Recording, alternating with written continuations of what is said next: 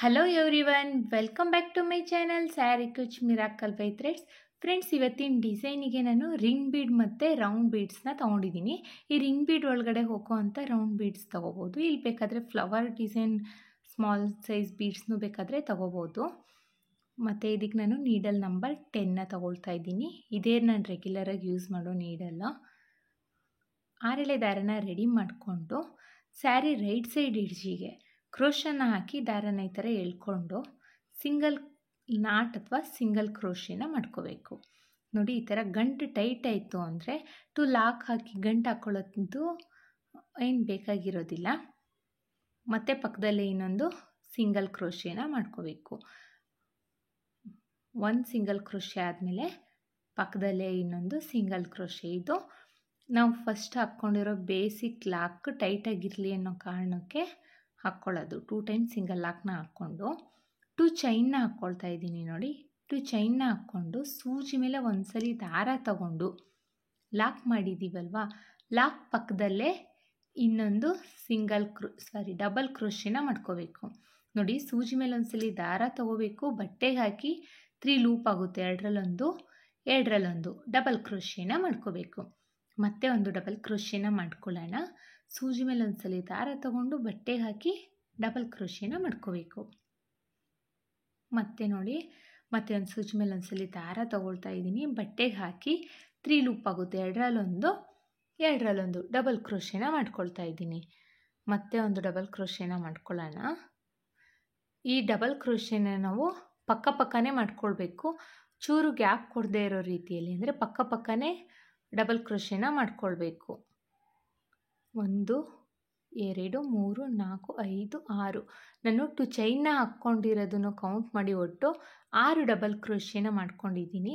ಇದು 7ನೇ ಡಬಲ್ ಕ್ರೋಶಿನ ಮಾಡ್ಕೊಳ್ತಾ ಇದ್ದೀನಿ. ನೋಡಿ, ಇಲ್ಲಿ 2 ಚೈನ್ ಹಾಕಿರೋದನ್ನು ಕೌಂಟ್ ಮಾಡಿ ನಾನು ಒಟ್ಟು 7 ಡಬಲ್ ಕ್ರೋಶಿನ ಮಾಡ್ಕೊಂಡಿದ್ದೀನಿ. 7 ಡಬಲ್ ಕ್ರೋಶಿ ಆದಮೇಲೆ 4 ಚೈನ್ನ ಹಾಕ್ಕೊಂಡು, ನೋಡಿ 4 ಚೈನ್ನ ಹಾಕ್ಕೊಂಡು ಮತ್ತೆ ಸೂಜಿ ಮೇಲೆ ಒಂದ್ಸಲಿ ದಾರ ತಗೊಂಡು ಬಟ್ಟೆಗೆ ಎಲ್ಲಿ ಬರುತ್ತೆ ಅಂತ ನೋಡಿಕೊಂಡು ಬಟ್ಟೆಗೆ ಡಬಲ್ ಕ್ರೋಶಿನ ಮಾಡ್ಕೋಬೇಕು.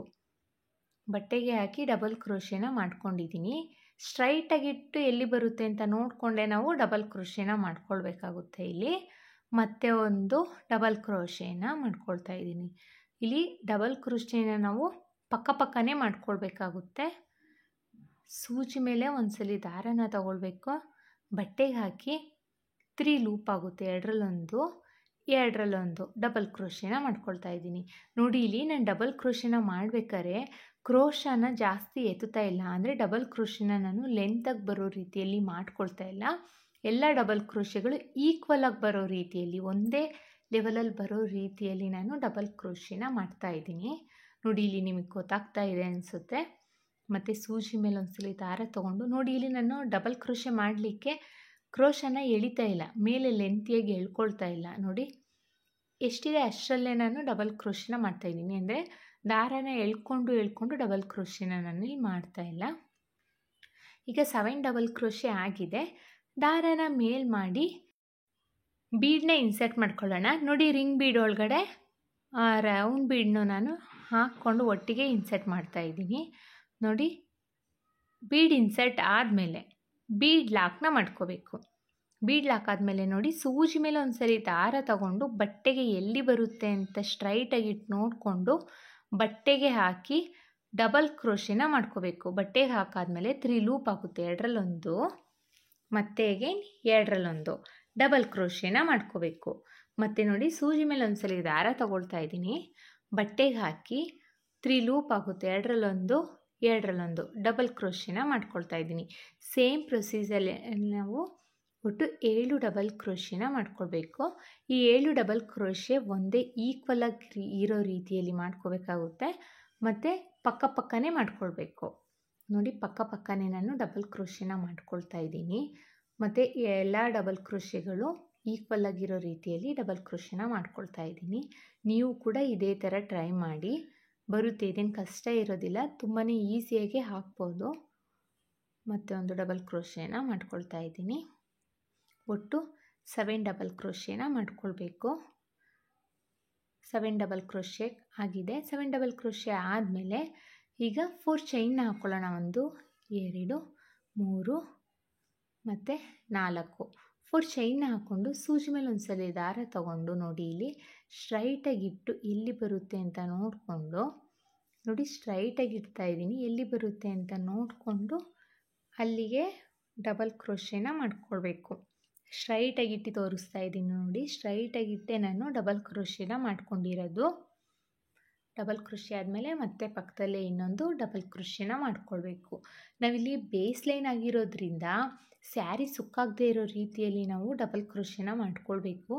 ಬೇಸ್ ಲೈನಲ್ಲೇ ನಾವೇನಾದರೂ ಸ್ಯಾರಿ ಸುಕ್ಕಾಯಿತು ಅಂದರೆ ಅದ್ರ ಮೇಲ್ಗಡೆ ಆರ್ಚ್ ಮಾಡ್ತೀವಲ್ವಾ, ಆ ಆರ್ಚ್ ಬಂದು ಇನ್ನೂ ಟೈಟ್ ಆಗುತ್ತೆ. ಸೊ ಸಾರಿ ಗುಂಜಾಗಿರೋ ರೀತಿ ಸುಕ್ಕಾಗಿರೋ ರೀತಿಯಲ್ಲಿ ಕಾಣಿಸುತ್ತೆ. ಫಿನಿಶಿಂಗು ಅಷ್ಟೇ ಅಷ್ಟು ನೀಟಾಗಿ ಬರೋದಿಲ್ಲ. ಹಾಗಾಗಿ ಬೇಸ್ ಲೈನನ್ನು ನಾವು ತುಂಬಾ ನೀಟಾಗಿ ಲೂಸು ಇಲ್ಲದೆ ಟೈಟು ಇಲ್ಲದೆ ಒಂದೇ ಲೆವೆಲಲ್ಲಿ ಮಾಡ್ಕೊಳ್ತಾ ಹೋಗಬೇಕಾಗುತ್ತೆ. ನೀವು ಅಷ್ಟೇ ಬೇಸ್ ಲೈನ್ನ ಸ್ಯಾರಿ ಸುಕ್ಕಾಗದೇ ಇರೋ ರೀತಿಯಲ್ಲಿ ನೋಡಿಕೊಂಡು ಡಬಲ್ ಕ್ರೋಶೆನ ಮಾಡ್ಕೊಳ್ತಾ ಹೋಗಿ. ಒಟ್ಟು 7 ಡಬಲ್ ಕ್ರೋಶೆ ಕಂಪ್ಲೀಟ್ ಆಗಿದೆ ನೋಡಿ. 7 ಡಬಲ್ ಕ್ರೋಶೆ ಆದಮೇಲೆ ದಾರನ ಮೇಲ್ ಮಾಡಿ ಬೀಡನ್ನ ಇನ್ಸರ್ಟ್ ಮಾಡ್ಕೊಳ್ಳೋಣ. ನೋಡಿ ಬೀಡನ್ನ ಇನ್ಸರ್ಟ್ ಮಾಡ್ಕೊಳ್ತಾ ಇದ್ದೀನಿ. ಬೀಡ್ ಇನ್ಸರ್ಟ್ ಆದಮೇಲೆ ಬೀಡ್ ಲಾಕ್ನ ಮಾಡ್ಕೋಬೇಕು. ಬೀಡ್ ಲಾಕ್ ಆದಮೇಲೆ ನೋಡಿ ಸೂಜಿ ಮೇಲೆ ಒಂದ್ಸಲಿ ದಾರ ತಗೊಂಡು ಬೀಡನ್ನ ಸ್ಟ್ರೈಟಾಗಿಟ್ಟು ನೋಡಿ ಇಲ್ಲಿ ಸ್ಟ್ರೈಟಾಗಿಟ್ಟು ಎಲ್ಲಿ ಬರುತ್ತೆ ಅಂತ ನೋಡಿಕೊಂಡು ಅಲ್ಲಿಗೆ ಬಟ್ಟೆಗೆ ಹಾಕಿ ಡಬಲ್ ಕ್ರೋಶೆನ ಮಾಡ್ಕೊಳ್ಬೇಕು ನಾವು. ಇಲ್ಲೂ ಅಷ್ಟೇ ನಾವು ಬೀಡನ್ನ ಸ್ಟ್ರೈಟಾಗಿಟ್ಟೆ ಮಾಡ್ಕೊಳ್ಬೇಕು. ಹೆಚ್ಚು ಕಡಿಮೆ ಮಾಡ್ಕೊಳ್ಳೋದು ಬೇಡ, ಸ್ಯಾರಿ ಸುಕ್ಕಾಗೋ ಚಾನ್ಸಸ್ ಇರುತ್ತೆ. ಮತ್ತೆ ಒಂದು ಡಬಲ್ ಕ್ರೋಶೆನ ಮಾಡ್ಕೊಳ್ಳೋಣ. ನೋಡಿ ಇದೇ ರೀತಿಯಲ್ಲಿ ನಾವು 7 ಡಬಲ್ ಕ್ರೋಶೆನ ಮಾಡ್ಕೊಳ್ಬೇಕಾಗುತ್ತೆ. ಮತ್ತೆ ಒಂದು ಡಬಲ್ ಕ್ರೋಶೆನ ಮಾಡ್ಕೊಳ್ತಾ ಇದ್ದೀನಿ ನೋಡಿ. ಇದೇ ಥರ ಸ್ಯಾರಿ ಪೂರ್ತಿ ಕಂಪ್ಲೀಟ್ ಮಾಡಬೇಕು. ಫಸ್ಟು 7 ಡಬಲ್ ಕ್ರೋಶೆನ ಹಾಕಬೇಕು, ಆಮೇಲೆ 4 ಚೈನ್, ಆಮೇಲೆ 7 ಡಬಲ್ ಕ್ರೋಶೆ, ಆಮೇಲೆ ಬೀಡನ್ನ ಹಾಕಬೇಕು. ಇದೇ ಥರ ಸ್ಯಾರಿ ಪೂರ್ತಿ ಕಂಪ್ಲೀಟ್ ಮಾಡ್ಕೊಳ್ತಾ ಹೋಗೋಣ. ಸ್ಯಾರಿ ಪೂರ್ತಿ ಕಂಪ್ಲೀಟ್ ಆದಮೇಲೆ ಸೆಕೆಂಡ್ ಸ್ಟೆಪ್ನ ತೋರಿಸ್ತೀನಿ ನೋಡಿ. ಇಲ್ಲಿ ನಾನು ಸೆಕೆಂಡ್ ಸ್ಟೆಪ್ಪಿಗೆ ಬೇರೆ ಕಲರ್ ಥ್ರೆಡ್ನ ತೊಗೊಂಡಿದ್ದೀನಿ. ಸ್ಟಾರ್ಟಿಂಗ್ ಟು ಚೈನ್ ಹಾಕಿದ್ದೆ ಅಲ್ವಾ ಲಾಕ್ ಆದಮೇಲೆ, ಅದೇ ಗ್ಯಾಪಿಗೆ ಹೋಗಿ ದಾರನ ತಗೊಂಡು 2 ನಾಟ್ ಅಥವಾ 2 ಗಂಟನ್ನ ಹಾಕ್ಕೊಳ್ಳೋಣ. ಈ ಥರ ಇದು ಟೈಟಾಗಿರಲಿ ಅನ್ನೋ ಕಾರಣಕ್ಕೆ 2 ನಾಟ್ನ ಹಾಕ್ಕೊಳ್ತಾ ಇದ್ದೀನಿ. 2 ನಾಟ್ ಆದಮೇಲೆ ನೋಡಿ ಅದೇ ಹೋಲಿಗೆ ಸಿಂಗಲ್ ಕ್ರೋಶೆನ ಮಾಡ್ಕೋಬೇಕು. ಸೇಮ್ ಹೋಲಿಗೆ ಸಿಂಗಲ್ ಕ್ರೋಶೆನ ಮಾಡ್ಕೊಳ್ಬೇಕು. ಸಿಂಗಲ್ ಕ್ರೋಶೆ ಆದಮೇಲೆ ಡಬಲ್ ಕ್ರೋಶೆ ಡಬಲ್ ಕ್ರೋಶೆ ಮೇಲ್ಗಡೆ ಹೋಲಿಗೆ ಹೋಗಿ ಸಿಂಗಲ್ ಲಾಕ್ ಅಥವಾ ಸಿಂಗಲ್ ಕ್ರೋಶೆನ ಮಾಡ್ಕೊಳ್ಬೇಕಾಗುತ್ತೆ. ಮತ್ತೆ ಒಂದು ಸಿಂಗಲ್ ಕ್ರೋಶೆನ ಮಾಡ್ಕೊಳ್ಳೋಣ. ಎಲ್ಲ ಡಬಲ್ ಕ್ರೋಶೆ ಮೇಲ್ಗಡೆ ಹೋಲಲ್ಲೂ ನಾವು ಸಿಂಗಲ್ ಕ್ರೋಶೆನ ಮಾಡ್ಕೊಳ್ತಾ ಬರಬೇಕಿಲ್ಲಿ. ಸಿಂಗಲ್ ಕ್ರೋಶೆನ ಮಾಡ್ಕೊಂಡಿದ್ದೀನಿ. ಒಟ್ಟು ನಾವಿಲ್ಲಿ 7 ಡಬಲ್ ಕ್ರೋಶೆ ಮೇಲ್ಗಡೆ ಹೋಲಲ್ಲೂ ನಾವು ಸಿಂಗಲ್ ಕ್ರೋಶೆನ ಮಾಡ್ಕೊಳ್ಬೇಕು.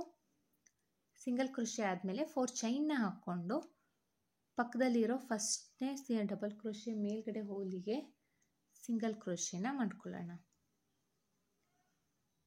ಸಿಂಗಲ್ ಕ್ರೋಶೆ ಆದಮೇಲೆ ಪಕ್ಕದಲ್ಲೇ ಇನ್ನೊಂದು ಡಬಲ್ ಕ್ರೋಶೆ ಮೇಲ್ಗಡೆ ಹೋಲಿದೆಯಲ್ಲ ಅದ್ರ ಮೇಲ್ಗಡೆನೂ ನಾವು ಸಿಂಗಲ್ ಕ್ರೋಶೆ ಅಥವಾ ಸಿಂಗಲ್ ಲಾಕ್ನ ಮಾಡ್ಕೊಳ್ಳೋಣ. ಮತ್ತೆ ಒಂದು ಸಿಂಗಲ್ ಲಾಕ್. ಒಟ್ಟು ನಾನಿಲ್ಲಿ 3 ಟೈಮ್ಸ್ ಸಿಂಗಲ್ ಲಾಕ್ನ ಮಾಡಿದ್ದೀನಿ.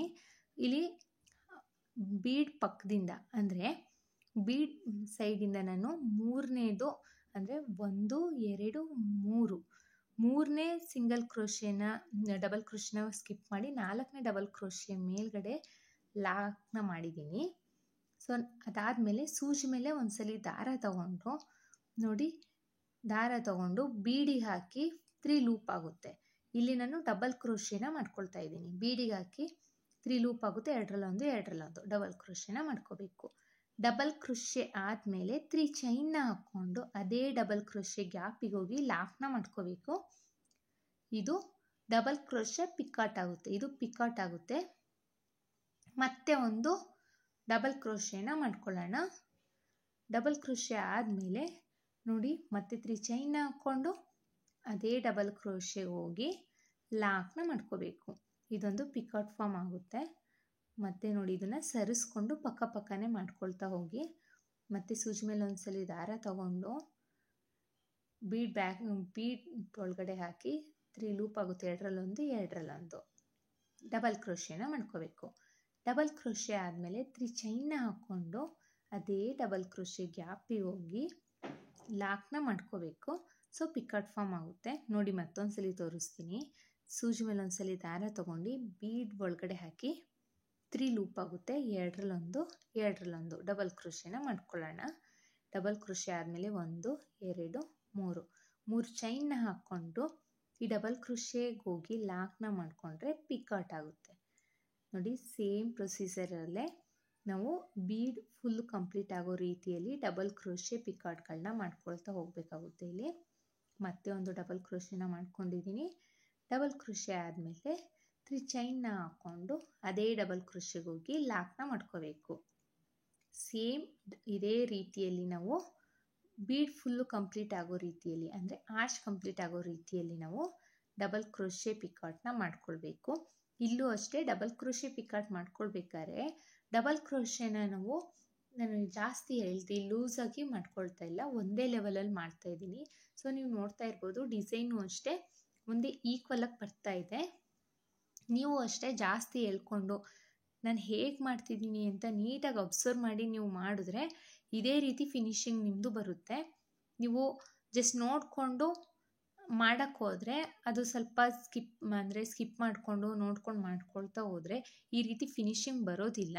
ನೀವು ನೀಟಾಗಿ ನೋಡಿ ಅಬ್ಸರ್ವ್ ಮಾಡಿಕೊಂಡು ನಾನು ಎಷ್ಟು ಲೆಂತಿಯಲ್ಲಿ ಎಳಿತಾ ಇದ್ದೀನಿ ಅಂತ ನೋಡಿಕೊಂಡು ನೀವು ಇದೇ ಥರ ಡಬಲ್ ಕ್ರೋಶೆ ಮತ್ತು ಪಿಕಾಟ್ಸ್ನ ಮಾಡಿಕೊಂಡ್ರೆ ಇದೇ ರೀತಿಯಲ್ಲಿ ಫಿನಿಶಿಂಗ್ ಬರುತ್ತೆ. ನೀವು ಒಂದ್ಸಲಿ ಟ್ರೈ ಮಾಡಿ ನೋಡಿ, ಇದೇ ರೀತಿ ಫಿನಿಶಿಂಗ್ ಬಂದೇ ಬರುತ್ತೆ. ಮತ್ತೆ ಒಂದು ಡಬಲ್ ಕ್ರೋಶೆನ ಮಾಡ್ಕೊಳ್ಳೋಣ. 1 2 3 4 5 6 7 8 ಡಬಲ್ ಕ್ರೋಶೆ ಪಿಕಾಟ್ನ ಮಾಡಿದ್ದೀನಿ. ಇದು 9ನೇ ಡಬಲ್ ಕ್ರೋಶೆ ಪಿಕಾಟು. ಒಟ್ಟು 9ನೇ ಡಬಲ್ ಕ್ರೋಶೆ ಪಿಕಾಟ್ ಕಂಪ್ಲೀಟ್ ಆಗಿದೆ. ಕಂಪ್ಲೀಟ್ ಆದಮೇಲೆ ನೋಡಿ ಇಲ್ಲಿ 9 ಡಬಲ್ ಕ್ರೋಶೆ ಪಿಕಾಟ್ ಆದಮೇಲೆ ನೋಡಿ ಹೇಗೆ ಕಾಣಿಸ್ತಾ ಇದೆ ಅಂತ ಡಿಸೈನು. 1 2 3ನ್ನ ಸ್ಕಿಪ್ ಮಾಡಿ 4ನೇ ಡಬಲ್ ಕ್ರೋಶೆ ಮೇಲ್ಗಡೆ ಹೋಗಿ ಲಾಕ್ನ ಮಾಡ್ಕೋಬೇಕು. Bead right side back 4 double crochet ಮೇಲ್ಗಡೆ ಹೋಲಿಗೆ ನಾನು ಲಾಕ್ ಮಾಡಿದ್ದೀನಿ. ರೈಟ್ ಸೈಡಿಗೂ ಅಷ್ಟೇ 4 ಡಬಲ್ ಕ್ರೋಶೆನ ಆ ಕಡೆ ಈ ಕಡೆ ಬೀಡಿಂದ ಆ ಕಡೆ ಈ ಕಡೆ 2 ಸೈಡೂ 4 ಡಬಲ್ ಕ್ರೋಶೆನ 3 ಡಬಲ್ ಕ್ರೋಶೆನ ಸ್ಕಿಪ್ ಮಾಡಿ 4ನೇ ಡಬಲ್ ಕ್ರೋಶೆ ಮೇಲ್ಗಡೆನೇ ಲಾಕ್ ಮಾಡಿರೋದು ನಾನು. ನೋಡಿ ಇದೇ ಥರ ಇವಾಗ ನೆಕ್ಸ್ಟ್ ಡಬಲ್ ಕ್ರೋಶೆಗೆಲ್ಲ ಸಿಂಗಲ್ ಕ್ರೋಶೆನ ಮಾಡ್ಕೊಳ್ಳಿ. ಸಿಂಗಲ್ ಕ್ರೋಶೆನ ಮಾಡ್ಕೊಂಡಾದ್ಮೇಲೆ ಡಿಸೈನ್ ಈ ಥರ ಕಾಣಿಸ್ತಾ ಇದೆ ನೋಡಿ. ಮತ್ತೆ ಈಗ 4 ಚೈನ್ನ ಹಾಕ್ಕೊಳ್ಳಿ. ಡಬಲ್ ಕ್ರೋಶೆ ಮೇಲ್ಗಡೆ ಹೋಗಿ ಲಾಕ್ನ ಮಾಡ್ಕೊಳ್ಳಿ. 4 ಚೈನ್ ಆದಮೇಲೆ ಡಬಲ್ ಕ್ರೋಶೆ ಮೇಲ್ಗಡೆ ಹೋಗಿ ಸಿಂಗಲ್ ಕ್ರೋಶೆ ಅಥವಾ ಲಾಕ್ ಅಂತ ಕರಿಬೋದು ನಾವು. ಲಾಕ್ನ ಮಾಡ್ಕೊಳ್ಳೋಣ. ಲಾಕ್ ಆದಮೇಲೆ ಪಕ್ಕದಲ್ಲೇ ಇನ್ನೊಂದು ಸಿಂಗಲ್ ಲಾಕ್ನ ಮಾಡ್ಕೊಳ್ಳೋಣ. ಒಟ್ಟು 3 ಟೈಮ್ಸ್ ಸಿಂಗಲ್ ಲಾಕ್ನ ಮಾಡ್ಕೋಬೇಕು. 3 ಟೈಮ್ಸ್ ಸಿಂಗಲ್ ಲಾಕ್ ಆದಮೇಲೆ ನೋಡಿ 3 ಟೈಮ್ಸ್ ಆಗಿದೆ. ಸೂಜಿ ಮೇಲೆ ಒಂದ್ಸಲಿ ದಾರ ತಗೊಂಡು ಬೀಡಿಗೆ ಹಾಕಿ 3 ಲೂಪ್ ಆಗುತ್ತೆ. ಎರಡರಲ್ಲೊಂದು ಡಬಲ್ ಕ್ರೋಶೆನ ಮಾಡ್ಕೋಬೇಕು. ಈ ಡಬಲ್ ಕ್ರೋಶೆ ಮಾಡ್ಬೇಕಾದ್ರೆ ಬೀಡಿಗೆ ಹಾಕ್ತೀವಲ್ಲ ಸ್ಟಾರ್ಟಿಂಗಲ್ಲಿ ಅಲ್ಲಿ ಮಿಡಲಲ್ಲಿ ಹಾಕಿ ಇಡ್ತೀವಿ. ನಾವು ಅದನ್ನು ಸರಿಸ್ಕೊಂಡು ಕೆಳಗಡೆ ಎಳ್ಕೋಬೇಕು. ಸ್ಟಾರ್ಟಿಂಗ್ ಎಡ್ಜ್ವರೆಗೂ ಎಳ್ಕೊಂಡು ಆಮೇಲೆ ಡಬಲ್ ಕ್ರೋಶೆನ ಮಾಡ್ಕೊಳ್ಬೇಕಾಗುತ್ತೆ. ನೋಡಿ ಮತ್ತೆ ಒಂದು ಡಬಲ್ ಕ್ರೋಶೆನ ಮಾಡ್ತಾ ಇದ್ದೀನಿ.